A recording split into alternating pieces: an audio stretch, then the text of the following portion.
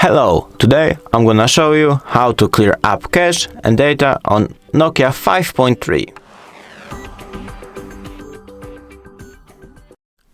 First, open up the settings.